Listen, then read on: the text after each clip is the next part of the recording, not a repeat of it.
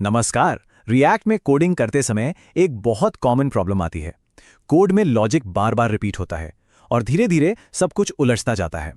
तो आज हम रिएक्ट के एक बहुत पावरफुल पैटर्न को समझने वाले हैं जो इस सारी उलझन को सुलझा सकता है और कोड को एकदम साफ सुथरा बना सकता है। तो चलिए शुरू करते हैं। कभी ऐसा लगा है कि बस एक ही काम बार बार ओवर एंड ओवर अगेन किए जा रहे हैं। असल में कोडिंग में भी ठीक ऐसा ही होता है और यही वो प्रॉब्लम है जिसे आज हम सॉल्व करने जा रहे हैं। इसको ना एक मेसी किचन की तरह इमेजिन कीजिए। यहां स्क्रीन पर देखें, दो अलग अलग कंपोनेंट्स हैं। एक है यूजर प्रोफाइल और दूसरा प्रोडक्ट लिस्ट।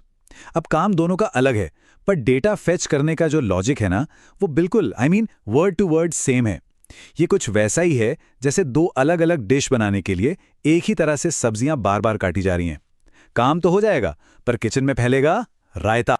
तो असल में दिक्कत क्या है? यूआई तो अलग अलग है, पर जो कोर लॉजिक है वो आइडेंटिकल है।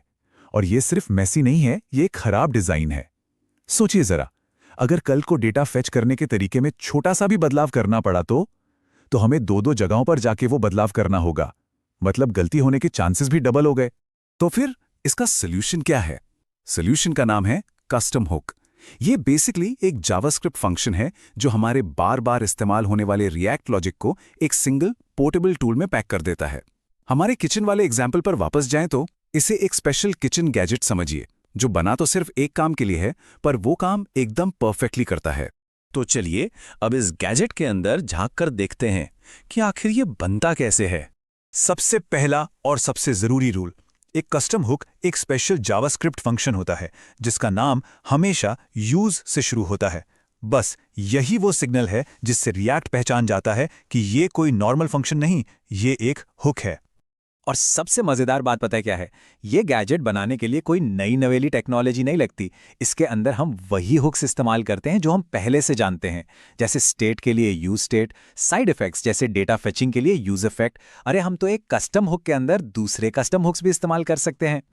और इस स्लाइड पे इसका इंपैक्ट देखिए। वाओ! पहले इतनी सारी lines of code, use state, use effect, fetching logic, सब कुछ।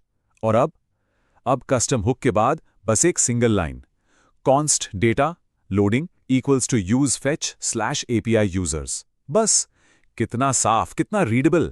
ठीक है, तो अब हमारे पास ये शानदार गैजेट तो आ गया, पर इसे इस्तेमाल करने के कुछ रूल्स भी हैं।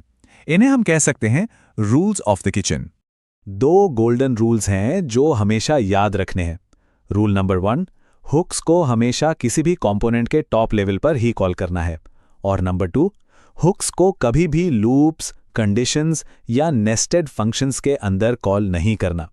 ये बिल्कुल वैसा ही है जैसे खाना बनाने से पहले सारे गैजेट्स और इंग्रेडिएंट्स काउंटर पर तैयार रखे जाते हैं, बीच में नहीं ढूंढे जाते। और एक बात, ये कोई नए रूल्स नहीं है जो सिर्फ कस्टम हुक्स के लिए हों।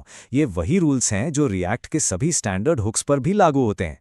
तो कुछ नया याद नहीं रखना है। तो चलिए अब बात करते हैं कि इस क्लीन कोड के साथ काम करने का रियल वर्ल्ड में असल में क्या इंपैक्ट पड़ता है। कस्टम हुक्स बनाने के 3 सबसे बड़े फायदे हैं। पहला, ड्राई कोड, मतलब डोंट रिपीट योरसेल्फ, एक ही लॉजिक बार बार नहीं लिखना पड़ता। दूसरा, सेपरेशन ऑफ कंसर्न्स, यानी यूआई और उसके पीछे का जो कॉम्प्लेक्स लॉजिक है वो एकदम अलग अलग हो जाते हैं।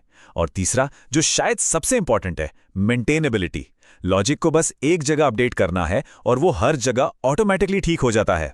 मतलब इन सब फायदों का निचोड़ बस एक ही है, रीयूजेबल लॉजिक के लिए एक सिंगल सोर्स ऑफ ट्रूथ, एक सेंट्रल प्लेस जहां से पूरा एप्लीकेशन जरूरत पड़ने पर वो लॉजिक उठा सकता है। और हाँ, ये मत सोचिएगा कि ये कोई पुरानी टेक्निक है।